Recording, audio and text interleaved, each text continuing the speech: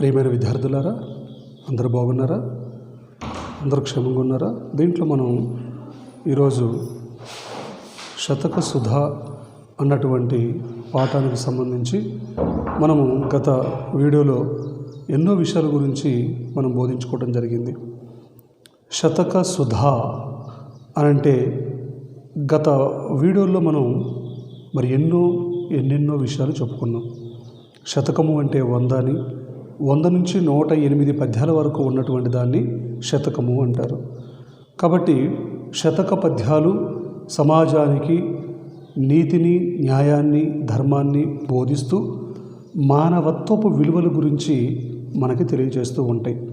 కాబట్టి ప్రియమైనటువంటి విద్యార్థులారా, గత 4 వీడియోల్లో మీకు ఎన్నో విషయాలు చెప్పాను. ఇప్పటికీ మనం 2 పద్యాలు మొదటి భాగానికి సంబంధించి మనం నేర్చుకోవడం జరిగింది. మరి ఆ మొదటి భాగంలో 2 కవులు అండ్ 2 కవుల గురించి మనం చెప్పుకోవడం జరిగింది.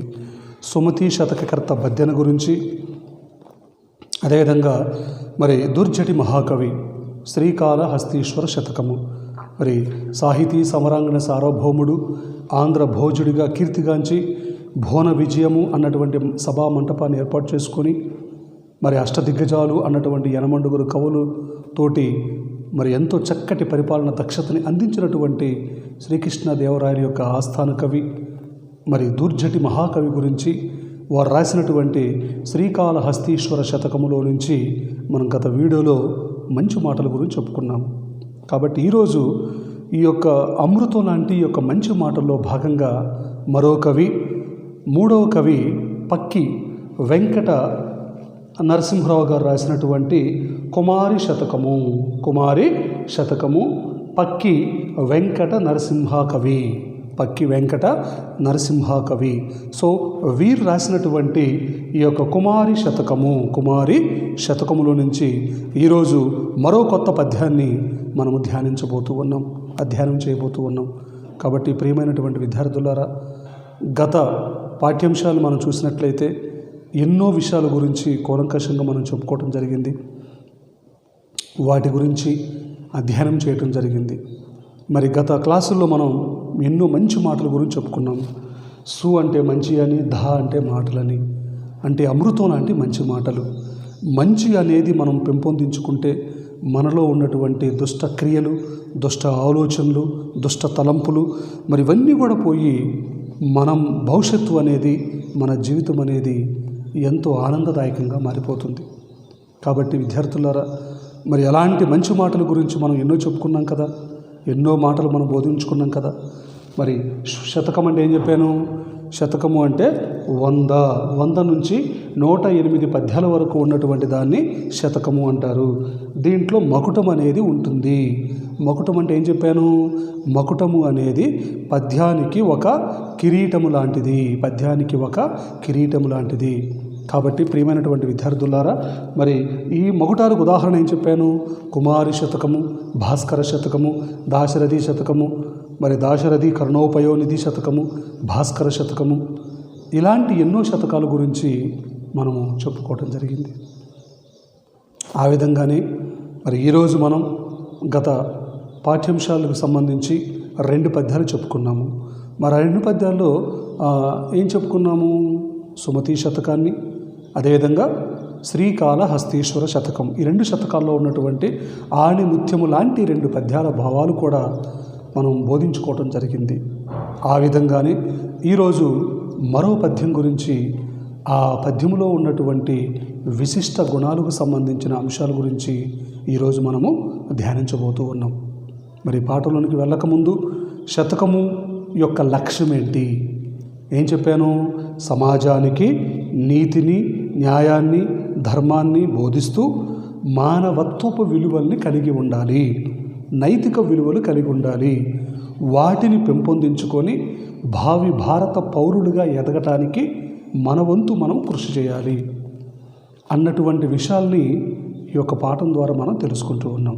కాబట్టి విద్యార్థులారా, మరి వారు బోధించిన అంశాలేంటి, వారు చెప్పిన విషయాలేంటి, మరి వాటిని ఏ విధంగా మనం అధ్యయనం చేయగలుగుతున్నాము అనే వాటిని మనం గత వీడియోలో మరి ఎన్నో చెప్పుకోవడం జరిగింది.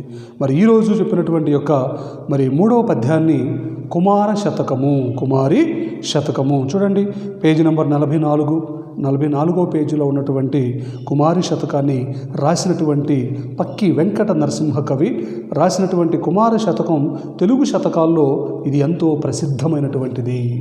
తెలుగు శతకాల్లో ఇది ప్రసిద్ధి చెందినటువంటిది.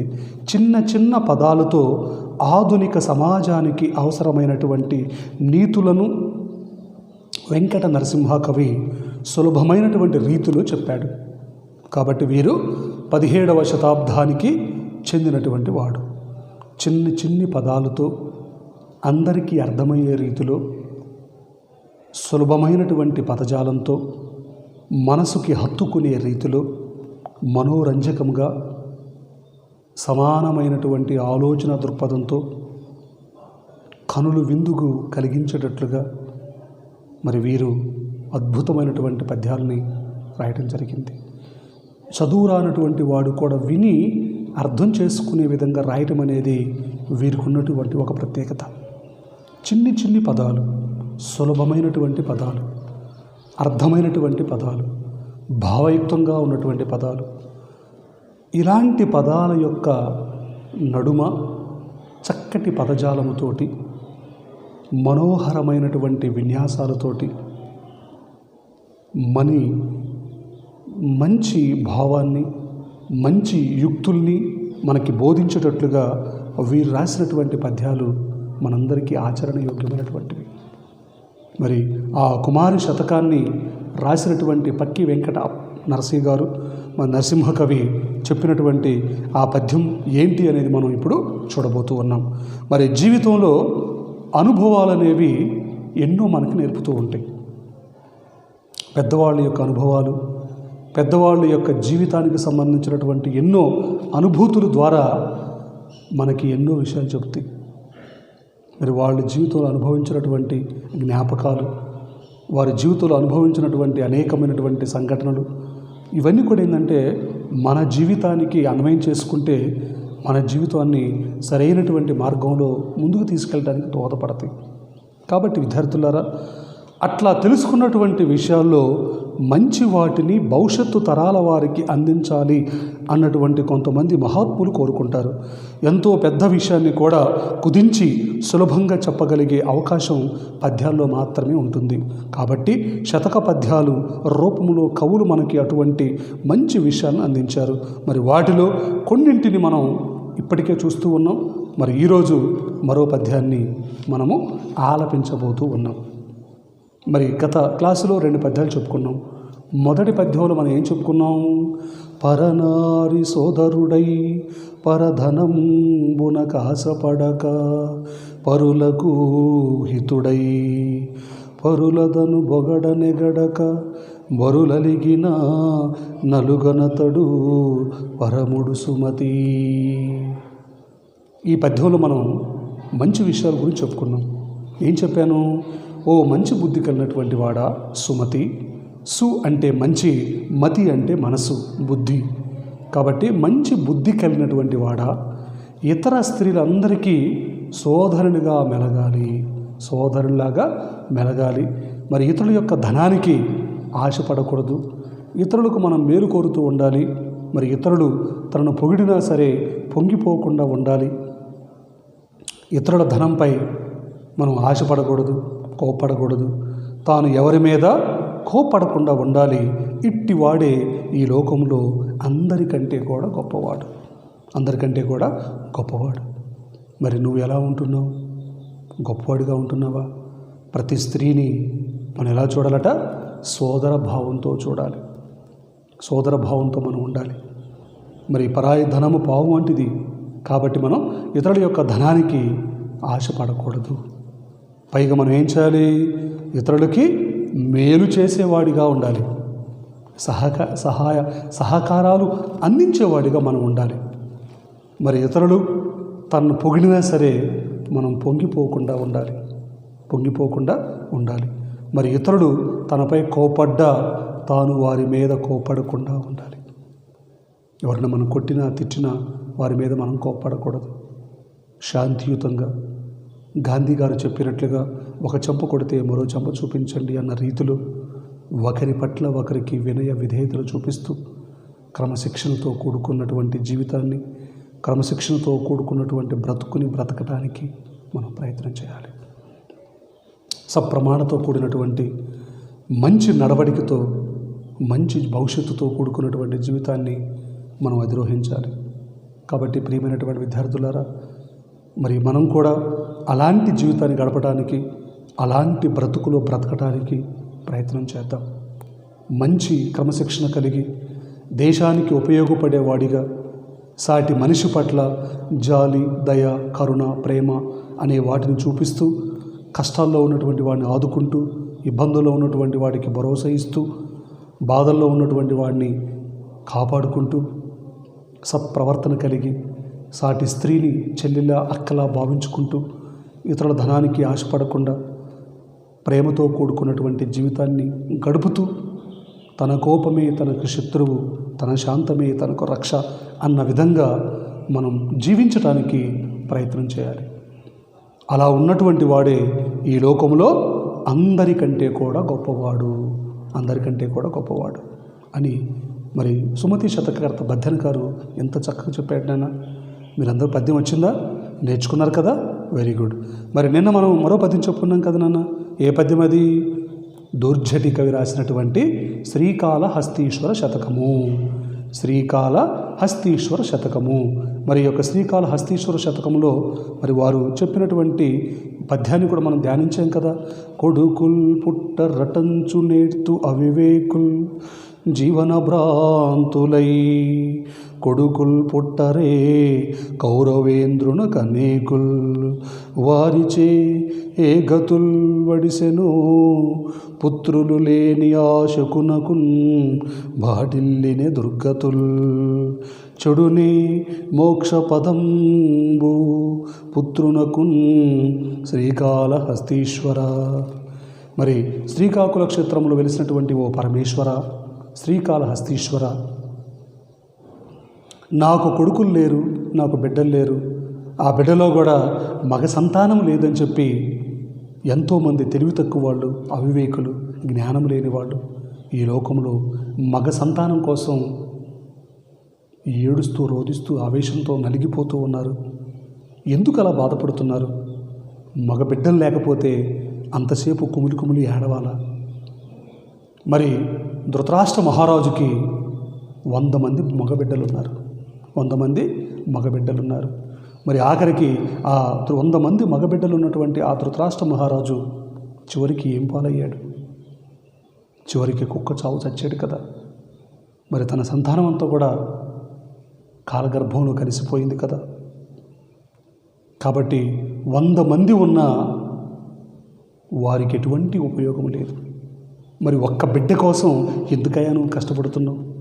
ఈనాడు మనం చూస్తున్నాం కదా నాన్న, కడుపు లోపలే మగబిడ్డ, ఆడబిడ్డ అని టెస్ట్ చేసి పరీక్షించి, ఆడపిల్ల అయితే కడుపులోనే చంపేసే కసాయి తల్లులు, కసాయి తండ్రులు ఈ లోకంలో ఎంతమంది లేరు? మరి పుట్టిన తర్వాత కూడా ఆడబిడ్డ పుట్టిందని చెప్పి వారిని గోడకి చంపేసినటువంటి వాళ్ళు ఎంతమంది మనకు కనపడతలేదు? రోజు పేపర్లో చూస్తున్నాం కదా, ప్రతిరోజు పేపర్లో మనం టీవీలో చూస్తున్నాం కదా నాన్న. మరి పుట్టిన తర్వాత కూడా అబ్బాయిని ఒకలాగా, అమ్మాయిని ఒకలాగా చూసే తల్లిదండ్రులు ఈ లోకంలో, ఈ భారత గడ్డపైన ఎంతమంది లేరు? ఆడది అంటే అంత చులకన భావంతో చూసేవాళ్ళు ఎంతమంది లేరు? ఆడది లేకపోతే ప్రపంచం లేదని, ఆడది లేకపోతే మరి యొక్క సృష్టి జరగదని ప్రతి ఒక్కరు తెలుసు. అయినా సరే మగ సంతానమే కావాలి. ఎందుకురా బాబు అని అంటే, పున్నామ నరకం నుంచి కాపాడేవాడు కుమారుడు. అంటే సచ్చిన తర్వాత కూడా మనం నరకానికి పోకుండా స్వర్గానికి తీసుకెళ్లేవాడు కుమారుడు అన్నటువంటి ఉద్దేశం. అది ఏమాత్రం కూడా సమంజసం కాదు. ఎందుకంటే శుకమహర్షి ఉన్నాడు, శుకమహర్షి. మరి వారికి ఒక్క కుమారుడు కూడా లేడు, ఒక బిడ్డ కూడా లేదు. అయినా సరే ఆ శుకమహర్షి స్వర్గానికి పోయాడు కదా, మోక్షాన్ని కలిగాడు, మోక్షాన్ని వారికి కలిగింది కదా. మరి ఏముంటే ఆయనకు మోక్షం కలిగింది చెప్పండి? 100 మంది ఉన్నటువంటి ధృతరాష్ట్ర మహారాజే కుక్క చావు చచ్చి నరకానికి పోతే, ఎటువంటి బిడ్డలు లేనటువంటి శుకమహర్షి తను చేసినటువంటి పుణ్యఫలాలను బట్టి, తను చేసినటువంటి పుణ్యకార్యాలను బట్టి మరి వారు స్వర్గానికి పోయారు. కాబట్టి శుకమహర్షికి పుత్రుడు లేకపోయినా అతడు మోక్షాన్ని పొందాడు. కాబట్టి పుత్రుడు లేనంత మాత్రాన ముక్తి లభించకపోవటం అనేది జరగదు. పుత్రుడు లేనంత మాత్రాన ముక్తి అనేది జరగదు అని అనుకోవటం అనేది వ్యర్థము. కాబట్టి ప్రియమైనటువంటి విద్యార్థులారా, మనం జీవించిన 4 రోజులైనా సరే నలుగురికి సహాయం చేసేవాడిగా ఉండాలి. స్త్రీని గౌరవించాలి. ప్రతి భార్యని తన సొంత అమ్మలాగా, అక్కలాగా, చెల్లిలాగా చూసుకోవాలి. ఎందుకనంటే స్త్రీ లేకపోతే జననం లేదు, స్త్రీ లేకపోతే ఈ యొక్క భూమి లేదు. కాబట్టి మరి ఎంతోమంది పవిత్రుడు కన్నటువంటి మహాపతివ్రతలు జన్మించినటువంటి ఈ భరత గడ్డ మీద ఉన్నటువంటి మనం స్త్రీని గౌరవిద్దామా? ఆడవారికి రెస్పెక్ట్ ఇద్దామా? ప్రతి స్త్రీని నీ చెల్లిగా, అక్కగా, అమ్మలా భావించుకుందామా? పేరెంట్స్ కూడాను మరి చక్కటి బిడ్డల్ని జన్మనిస్తూ ఆడైనా మగైనా ఇద్దరిని కూడా సమానంగా చూసుకునే ఉద్దేశంతో మనం బ్రతకాలి. అంతేగాని మగపిల్లలు లేరని, ఆడపిల్లలే పుడుతున్నారని చంపటం, మరి వాడిని కడుపులోనే చంపేయటం, అపర్షన్ చేయించి ఈ విధంగా ఎన్నో దుష్ట కార్యక్రమాలు మనం చూస్తూ ఉన్నాం. అలాంటి వాటి జోలికి మనం పోకుండా మంచి నడవడికతోటి, మంచి ప్రవర్తనతోటి, మంచి జీవితాన్ని గడపటానికి మన వంతు మనం ప్రయత్నం చేయాలి. ఆ విధంగా చేయటానికి మరి ముందుకు పోవాలంటూ దుర్జటి కవి ఆ పద్యాన్ని చెప్పాడు. మరి ఈరోజు మనం 2వ భాగంలోనికి ప్రవేశిస్తున్నాం. ఈ యొక్క 2వ భాగంలో ఉన్నటువంటి మొదటి పద్యాన్ని ఈరోజు మనం ఈ క్లాసులో ధ్యానించుకోబోతూ ఉన్నాం. కాబట్టి మరి ఆ ధ్యానించుకోవడానికి ముందు మరి మనం చెప్పుకున్నాం కదా ఆల్రెడీ, కుమారి శతకము పక్కి వెంకట నరసింహ కవి. పక్కి వెంకట నరసింహ కవి 17వ శతాబ్దానికి చెందినటువంటి వాడు. మరి వారు చెప్పినటువంటి యొక్క పద్యము అలతి పదాలతో, సులభమైన శైలితో, సులభమైన అక్షరాల మైత్రితోటి అద్భుతమైనటువంటి పద్యాలు రాసి మనకి చక్కగా అందించినటువంటి వ్యక్తి ఈ యొక్క పక్కి వెంకట నరసింహ కవి. మరి వారు చెప్పినటువంటి ఈ యొక్క పద్యాన్ని, మరి వారు బోధించినటువంటి ఈ యొక్క పద్య భావాన్ని మనం ఒక్కసారి జాగ్రత్తగా చూద్దాం. చూడండి అన్న. చెప్పకు చేసిన మేలు ఒకప్పుడైన గాని దాని హర్షింపరుగా, గొప్పలు చెప్పిన అదియును తప్పేయని చిత్తమందు దలుపు కుమారి. చెప్పకు చేసిన మేలు నాకప్పుడైన గాని దాని హర్షింపరుగా, గొప్పలు చెప్పిన దియును దప్పేయని చిత్తమందు దలుపు కుమారి. కుమారి, ఓ కుమారి, చెప్పకు చేసిన మేలు ఒకప్పుడైనా కానీ దాని హర్షింపరుగా, గొప్పలు చెప్పిన అదియును తప్పేయని చిత్తమందు తలుపము. నీ మనస్సులో ఒక్కసారి భావించు. ఈ లోకంలో చాలామంది ఏం చేస్తూ ఉంటారంటే నాన్న, ఇంత చేసి ఇంత చెప్పేవాళ్ళు ఉంటారు.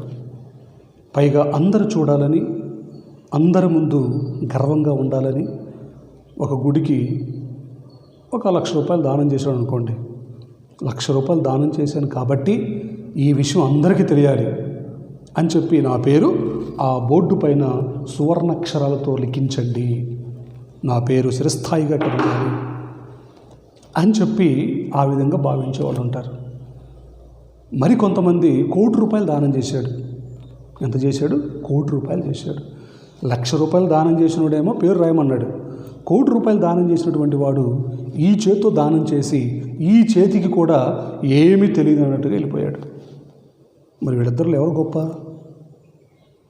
డబ్బు పరంగా చూస్తే ఇతను గొప్ప కావచ్చు, కానీ 1,00,00,000 రూపాయలు దానం చేసినా కానీ తన పేరు కానీ, తన ఊరు కానీ, తనకు సంబంధించినటువంటి ఏ విషయము చెప్పకుండా ఈ చేత్తో వేసినటువంటి డబ్బులు ఈ చేతికి కూడా తెలియకుండా అక్కడి నుంచి తను వెళ్ళిపోవటం జరిగింది. అంటే మరి వారు ఎంత గొప్పవారు, వారు ఎంత గొప్పవారు. కాబట్టి ఇక్కడ ఏమంటున్నాడు, చెప్పకు చేసిన మేలు, నువ్వు చేసినటువంటి మేలు ఎవ్వరికి చెప్పొద్దు. దేవుడు చూసుకుంటాడు అంతే. భగవంతుడు తెలుసు నువ్వు ఎటువంటి వాడివి అనేది.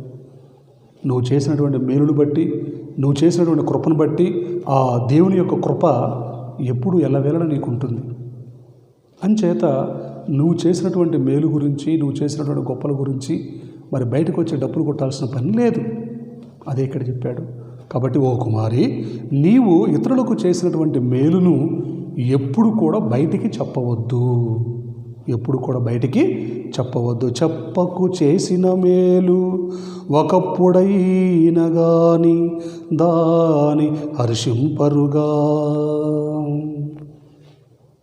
ఎందుకనంటే అలా చెప్పటాన్ని ఎవ్వరు కూడా మెచ్చుకోరు, ఆ విధంగా చెప్పుకోవటాన్ని ఎవరు కూడా మెచ్చుకోరు. హర్షింపరుగా, ఆ విధంగానే గొప్పలు చెప్పిన అదియును, గొప్పలు చెప్పిన అదియును. మరి గొప్పలు చెప్పుకోవటం కూడా తప్పే అని, నువ్వు గొప్పలు చెప్పుకోవడం కూడా తప్పే అని చిత్తమందు దలుపము. కాబట్టి అలా చెప్పుకోవటం కూడా తప్పే అని నువ్వు తెలుసుకో. కాబట్టి ప్రియమైనటువంటి విద్యార్థులారా, మనం గొప్పలు చెప్పుకోవటం అనేది మన జీవితంలో ఎప్పుడు కూడా ఉండకూడదు. నీకున్న దాంట్లో నువ్వు తృప్తి చెందాలి, నీకున్న దాంట్లో నువ్వు ఆనందపడాలి తప్ప నేను ఇది చేశాను, అది చేశాను, అంత గొప్ప చేశాను, ఇంత గొప్ప చేశాను చెప్పి డబ్బులు కొట్టుకోవాల్సినటువంటి పని లేదు. కాబట్టి నీకు ఉన్న దాంట్లో నువ్వు తృప్తి చెందు, నీకు లేని దానికోసం నువ్వు దాన ధర్మాలు చేయి. ఇది ఈ పద్యలో మన కవి చెప్పినటువంటి అంశాలు.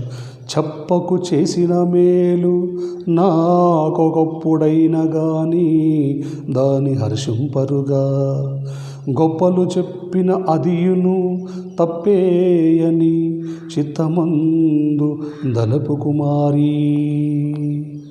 ఓ కుమారి, నీవు ఇతరులకు చేసినటువంటి మేలును ఎప్పుడు కూడా బయటికి చెప్పకు. అట్లా చెప్పటాన్ని ఎవరు కూడా మెచ్చుకోరు. గొప్పలు చెప్పుకోవటం కూడా తప్పే అని తెలుసుకో, గొప్పలు చెప్పుకోవటం కూడా తప్పే అని తెలుసుకో కుమారి. కాబట్టి ఈ విధంగా నువ్వు ఉండటానికి ప్రయత్నం చేయి. మనం చేసినటువంటి దానాలు, మనం చేసినటువంటి దాన ధర్మాలు ఇతరులకు చెప్పుకుంటూ డబ్బులు కొట్టుకునేవాడిగా మనము ఉండకూడదు అని చెప్పి ఈ యొక్క పద్యంలో మనకి కవి మరి ఏనుగు లక్ష్మణ కవి పక్కి వెంకట నరసింహ కవి ఎంతో అద్భుతంగా చెప్పాడు. కాబట్టి ప్రియమైనటువంటి విద్యార్థులారా, ఈ చేత్తో చేసినటువంటి దానము మరో చేతికి కూడా మనకి తెలియకూడదు. ఎందుకనంటే ఈ లోకంలో నీతిగా, నిజాయితీగా, ధర్మబద్ధంగా జీవించినటువంటి వాడే ఈ లోకంలో గొప్పవాడు. కాబట్టి మనము ఒకరికి ఏ చిన్న సహాయం చేసినా, ఒకరికి ఇంకొక ధనం మనం అప్పగించినా సరే మనము వెనకడుగు వేయకూడదు. ఈ చేతితో చేసే పనిని ఈ చేతి కూడా చేయకూడదు. చూడండి, ఈ లోకంలో చాలామంది ఇప్పుడు మనం చూస్తూ ఉంటాం. రాజకీయ నాయకులు కానీ, వాడికి మంది మార్బలం కావాలి, వాడి పేరు ప్రఖ్యాతులు కావాలి, వాడు చేసిన ప్రతిదీ కూడా ప్రజలకు తెలియాలి అని చెప్పి మరి పేపర్లో రావడానికి, టీవీలో కనపడటానికి ఈనాడు ఎంతోమంది పోటీ పడుతూ ఉన్నారు. మరి దానివల్ల యూజ్ ఏంటి? ఓట్లు పడతాయి అని చెప్పి జనాలు పిచ్చోళ్ళ. ఎవడైతే మంచోడో, ఎవడైతే తనకి న్యాయం చేస్తాడో, ఎవడైతే తనకు ధర్మంగా ఉంటాడో అలాంటి వాళ్లకు మాత్రమే మేలు చేసేవాళ్ళు ఉంటారు. కాబట్టి విద్యార్థులారా, మనము గొప్పలు చెప్పుకోవటానికి ప్రయత్నం చేయొద్దు. నువ్వు ఎగ్జామ్ రాసావు, ఆ ఎగ్జామినేషన్లో నీకు 10కి 10 మార్కులు వచ్చినాయి, లేదంటే 10/10 సంపాదించుకున్నావు. మరి 10/10 సంపాదించుకున్నావు అని చెప్పేసి నువ్వు రోడ్డు మీదకి వచ్చి డబ్బులు కొట్టవలసిన పని లేదు. నీ పని నువ్వు చేసుకంతే. ఏం చేయాలో భగవంతుడు చూసుకుంటాడు. ఇక్కడ అదే చెప్పాడు, చెప్పకు చేసిన మేలు. ఎవరైనా నీకు మేలు చేస్తే ఆ మేలు గురించి ఇతరులకు ఎప్పుడు కూడా నువ్వు చెప్పుకోవద్దు, బయటకు చెప్పొద్దు. నాకొప్పుడైనను కానీ దాన్ని హర్షింపరుగా. అలా చెప్పినట్లయితే దాన్ని ఎవ్వరు కూడా మెచ్చుకోరు. అందరూ కామెంట్ చేస్తారు, బయటికి మాత్రం మెచ్చుకున్నట్టుగా నటిస్తారు, కానీ లోపల వాళ్ళు ఏం చేస్తారంట, అంతా కూడా మోసమే. వాడు చూడరా, ఇంత చేసాడు, ఇంత గురించి చెప్పుకుంటున్నాడు రా, అని చెప్పి అందరూ కూడా దాని గురించి కామెంట్ చేస్తారు. మరి అది అవసరమా చెప్పండి? కాబట్టి మనము ఆ విధంగా ఎవరైనా తిడుతున్నా కానీ, ఎవరన్నా పొగుడుతున్నా కానీ, తిడుతున్నారని చెప్పి బాధపడకూడదు, పొగుడుతున్నారని చెప్పేసి ఉప్పొంగిపోకూడదు. ఆ రెండింటినీ సమానంగా తీసుకొని జీవించినటువంటి వాడే ఈ లోకంలో గొప్పవాడు. కాబట్టి ఓ కుమారి, నీవు ఇతరులకు చేసినటువంటి మేలును ఎప్పుడు కూడా బయటికి చెప్పవద్దు. అలా చెప్పటాన్ని ఎవరు కూడా మెచ్చుకోరు. గొప్పలు చెప్పుకోవటం కూడా తప్పే. గొప్పలు చెప్పుకోవటం కూడా తప్పే. వాడు చేసేది ఎంత, చెప్పుకునేది ఎంత. ఒక్కొక్క ఎమ్మెల్యే, ఒక్కొక్క ఎంపీ ఉన్నాడు అనుకోండి, వాడు నియోజకవర్గంలో ఏం చేసేవారంటే ఒక రోడ్డు వేయించాడు, ఒక ఊరికి చెరువు తవ్వించాడు, అంతే. కానీ వాడు ఏం చేస్తాడు? ప్రచారంలో టీవీ ముందుకెళ్ళి నా నియోజకవర్గానికి ప్రతి ఊరికి, ప్రతి వీధికి అయ్యే వేయించాను, రోడ్లు వేయించాను, చెరువులు తవ్వించాను, హాస్పిటల్ కట్టించాను, మరి ఎన్నో పేదవాళ్ళకి ఇల్లు కట్టించాను, మరి పేదవాళ్ళకి మరి ఆ పింఛను పథకం అని, ఆ పథకం, ఈ పథకం, అది ఇది గుడ్డు కూసు అని చెప్పి వాడు చేసింది ఇంత, వాడు చెప్పుకునే ఆర్భాటము అంత. మరి అవన్నీ కూడా జనం తెలియదా? వాడు ఏం చేశాడో తెలియదా? తెలుసు. అందుకని మరి దాన్ని జనాలు మెచ్చుకుంటారా? ఎవ్వడు కూడా మెచ్చుకోడు. ఎందుకంటే వాడు చెప్పేదంతా అబద్ధమే, వాడు చెప్పేదంతా అక్రమమే, వాడు చెప్పేదంతా అన్యాయమే. కాబట్టి మనము ఎప్పుడు కూడా ఎలా ఉండాలంటే నిజాయితీగా బ్రతకడానికి ప్రయత్నం చేయాలి, ధర్మంగా ఉండడానికి ప్రయత్నం చేయాలి, ఎటువంటి తప్పులు చేయకుండా ఉండాలి, నీతిగా న్యాయంగా ధర్మంగా జీవిస్తూ మానవీయ విలువలతో మనం బ్రతకాలి. అంతేగాని నువ్వు చేసిన పనులను బయటకు చెప్పుకుంటూ నేను అది సాధించాను, ఇది సాధించాను, ఐ ఆమ్ ద గ్రేట్ అని చెప్పి కాళ్ళు ఎగరేసుకొని నువ్వు జీవిస్తే తద్వారా వాటి వల్ల ఎటువంటి ఉపయోగం అనేది ఉండదు. కాబట్టి ప్రియమైనటువంటి విద్యార్థులారా, ఈ లోకంలో ఏది మంచో ఏది చెడో తెలుసుకొని సత్ప్రవర్తన కలిగి సరైనటువంటి దృక్పథంతో, సరైనటువంటి ఆలోచన విధానంతో ముందుకు పోవాలి. అలా ఉంటేనే ఈ లోకంలో అందరూ కూడా మనల్ని మెచ్చుకుంటారు. అలా లేకపోతే అందరూ కూడా మన గురించి కామెంట్ చేస్తారు అని చెప్పి ఈ పద్యంలో మనకి కవి చెప్పడం జరిగింది. మరొక్కసారి చెప్తానన్న జాగ్రత్త చూడండి. చెప్పకు చేసిన మేలు ఒకప్పుడైన గాని దాని హర్షింపరుగా, గొప్పలు చెప్పిన అదియును తప్పేయని చిత్తమందు తలుపు కుమారి. కాబట్టి ఓ కుమారి, నీవు చేసినటువంటి మేలును ఎప్పుడు కూడా బయటికి చెప్పకు. నువ్వు చేసినటువంటి మేలు ఎప్పుడు కూడా ఎక్కడ కూడా బయటికి అసలు చెప్పవద్దు. అట్లా చెప్పటాన్ని ఎవ్వరు కూడా మెచ్చుకోరు. గొప్పలు చెప్పుకోవటం కూడా తప్పే. అది చాలా తప్పు. మనం గొప్పలు చెప్పుకుంటామే, అది మహా తప్పు. నువ్వు ఒకడిని చంపటం అవన్నీ ఎంత తప్పో, నువ్వు గొప్పలు చెప్పుకోవటం కూడా అంతే తప్పు. దీన్ని జనాలు ఎవడు కూడా హర్షింపరు కదా, హర్షింపరు. కాబట్టి ప్రియమైనటువంటి విద్యార్థులారా, మరి ఈనాడు కుమారి శతకాన్ని రాసినటువంటి పక్కి వెంకట నరసింహరావు గారు అద్భుతమైనటువంటి యొక్క పద్యాన్ని మనకు బోధించాడు. కాబట్టి మనం మరి వారు చెప్పినటువంటి మాటలు వింటున్నటువంటి మనం మరి వారు నడిపినటువంటి బాటలు నడవటానికి, మరి గొప్పలు చెప్పుకోకుండా నీతిగా నిజాయితీగా ధర్మంగా ఉంటూ ఎదిగే కొద్దీ ఒదుగుతూ ఉంటూ సరైనటువంటి మార్గంలో సరైనటువంటి దిశనిర్దేశం చేసుకొని సక్రమంగా జీవించడానికి, సక్రమంగా బ్రతకటానికి, నలుగురికి సహాయం చేయడానికి మనం ముందుకు పోవాలి. ఈ పాఠం ద్వారా ఇప్పటికీ మీకు ఎన్నో నీతి మాటలు చెప్తున్నాను, ఎన్నో మంచి మాటలు బోధిస్తున్నాను, అమృతం లాంటి ఎన్నో మాటలు మీ అందరికీ తెలియజేస్తున్నాను. మరి అన్ని మాటలు వింటున్నటువంటి మీరు, అన్ని మాటల్ని అనుకరిస్తున్నటువంటి మీరు సరైనటువంటి ఆలోచన దృక్పథంతో, మంచి నడవడికతో, గొప్పలు చెప్పుకోకుండా నీకు వచ్చిన 10 మార్కులే కానీ నువ్వేం చేస్తావు? నీకు ఎన్ని వచ్చినాయి అని చెప్పంటే నాకు 100 వచ్చినాయి. ఎన్ని వచ్చిన వాడికి నిజానికి ఒక 0 తీసేయాలి, 10 మార్కులు. వాడేం చేస్తాడు? గొప్పల కోసం ఇంకో 0 యాడ్ చేస్తాడు. ఎండ్రా అంటే 100, 10 కదరా, లేదు 100 అని పైగా వాడి మీద ఆర్గ్యూ చేస్తాడు. కాబట్టి ప్రతి ఒక్కడికి నువ్వేంటో తెలుసు, అందుకనే పూర్వం టంగుటూరి ప్రకాశం పంతులు గారని ఏపీకి ఫస్ట్ చీఫ్ మినిస్టర్ ఉండేవాడు. ఆయన అలా పోతున్నప్పుడు ఎవరన్నా పేదవాళ్ళు తన డబ్బులు అడిగితే ఆయన ఏం చేసేవాడు తెలుసా నాన్న? మరి అప్పుడంటే లాల్చీలు ఉండేవి, షర్ట్స్ లాంటివి. ఆ లాల్చీలో అలా చేయి పెట్టేసేవాడు. తన చేతికి అలా అందితే అలా ఆ డబ్బులని అలా పట్టుకుని ఇలా తీసి అలా ఇచ్చేవాడు. అంతే. ఎంత ఇచ్చాడు? రూపాయి ఇచ్చాడా, 10 రూపాయలు ఇచ్చాడా, 100 రూపాయలు ఇచ్చాడా, 1000 రూపాయలు ఇచ్చాడా అని తనకు తెలియదు. అంటే ఈ చేతితో చేసిన దానము ఈ చేతికి కూడా తెలియకూడదు. మనం ఏం చేస్తున్నాం? పేరు ప్రఖ్యాతుల కోసం బ్యానర్లు కడుతున్నాం. ఇగో ఈ దాత 1 కోటి రూపాయలు ఇచ్చాడు, ఈ దాత 100 రూపాయలు ఇచ్చాడు, ఈ దాత 1,00,000 రూపాయలు ఇచ్చాడు, ఈ దాత ఇది ఇచ్చాడు. దీన్ని ఎవడు కూడా మెచ్చుకోడు. పైగా దానివల్ల నీకు ఎటువంటి ప్రయోజనం అనేది ఉండదు. కాబట్టి ప్రియమైనటువంటి విద్యార్థులారా, మనం మంచి ప్రవర్తన కలిగి, మంచి నడవడిక కలిగి, సమాజానికి ఉపయోగపడే మంచి జీవితంతో ముందుకు పోవటానికి ప్రయత్నం చేయాలి అని ఈ పద్యంలో మనకి పక్కి వెంకట నరసింహారావు గారు ప్రబోధించాడు.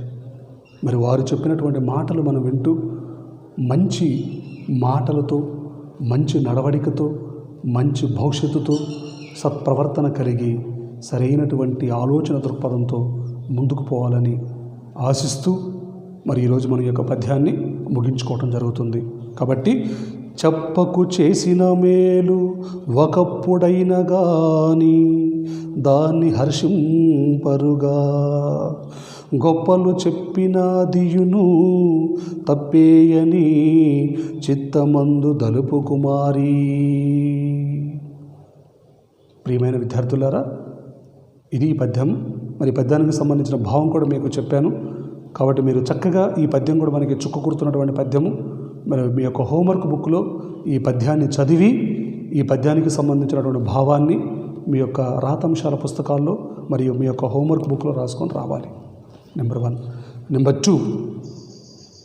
2 మరి ఇంకోటి ఏంటంటే, మరి ఇక్కడ చిత్రపటం కూడా కనిపిస్తుందన్న మనకి.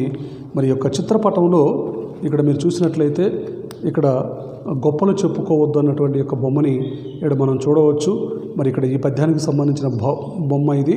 ఈ యొక్క చిత్రపటంలో మీకు మరి వాళ్ళు ఎన్నో రకాలుగా చెప్తూ ఉంటే మరి దాన్ని ఎవరు కూడా మెచ్చుకోవటం లేదు, వింటలేదు.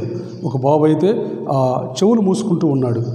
కాబట్టి ఎవరు కూడా మనం మెచ్చుకోరు. ఆ విధంగా చెప్పినట్టయితే గొప్పలు చెప్పుకున్నటువంటి వారి యొక్క మాటలు ఎవరు కూడా చెప్పుకోరు.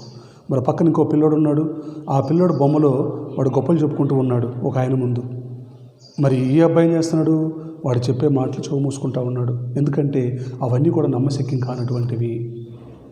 కాబట్టి ప్రియమైనటువంటి విద్యార్థులారా, మాకు విమానం ఉందని, నాకు ఫ్లైట్ ఉందని, మేము విమానంలో ప్రయాణం చేస్తామని, అది చేస్తాం, ఇది చేస్తాం, డబ్బు ఉంది, హోదా ఉంది, అది ఉంది, ఇది ఉంది అని గొప్పలు చెప్పుకోవటం కంటే ఏమీ లేకుండా ఒక నీతిపరుడిగా, ఒక నిజాయితీపరుడిగా జీవించడం అనేది ఈ లోకంలో మనం చేయవలసినటువంటి ఒక మంచి పని.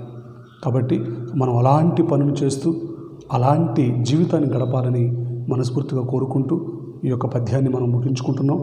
ఈరోజు మనం మరి పక్కి వెంకట నరసింహారావు గారు రాసినటువంటి కుమారి శతకంలో నుంచి ఒక పద్యాన్ని అధ్యయనం చేయడం జరిగింది. ఈ పద్యము, దీనికి సంబంధించిన భావం మీ అందరికీ అర్థమైందని చెప్పి నేను భావించుకుంటూ సెలవు తీసుకుంటున్నాను. మరి ఈరోజు మనం చెప్పినటువంటి యొక్క భాగంలో నుంచి ఎలాంటి ప్రశ్నలు మనకి ఎగ్జామినేషన్ అడగవచ్చు చూడండి. చేసిన మేలును చెప్పుకోవద్దని కవి ఎందుకు అని ఉండవచ్చు?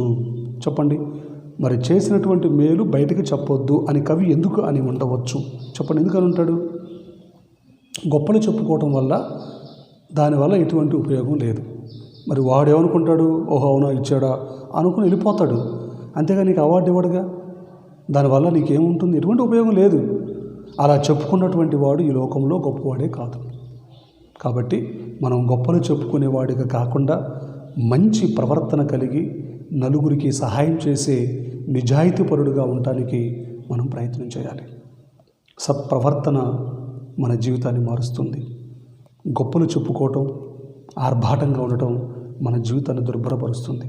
కాబట్టి విద్యార్థులారా, మంచి లక్షణాలతో, మంచి నడవడికతో 10 మంది మెచ్చుకొని మంచి బాలికగా, మంచి బాలుడిగా ఉండటానికి నువ్వు ప్రయత్నం చేయి. సో ఇది ఈరోజు మనం చెప్పినటువంటి పాఠము. మీ యొక్క హోంవర్క్ బుక్లో ఇందాక చెప్పాను కదా నాన్న, ఈ పద్యాన్ని కంఠస్థం చేసుకొని నేర్చుకొని రావాలి. రైట్. సో ఇది ఈరోజు మీకు చెప్పినటువంటి మరి ఈ యొక్క పాఠానికి సంబంధించినటువంటి అంశాలు. మరి ఇంతటితో ఈ యొక్క పాఠం భాగంలో ఉన్న మొదటి పద్యం ముగిసింది. మరి నెక్స్ట్ పద్యంలో మళ్ళీ మనం కలుసుకుందాం. ఈరోజు చెప్పిన పాఠం మీ అందరికీ అర్థమైందని చెప్పి భావించుకుంటూ నేను సెలవు తీసుకుంటున్నాను. మీ అందరికీ నా హృదయపూర్వక ధన్యవాదాలు.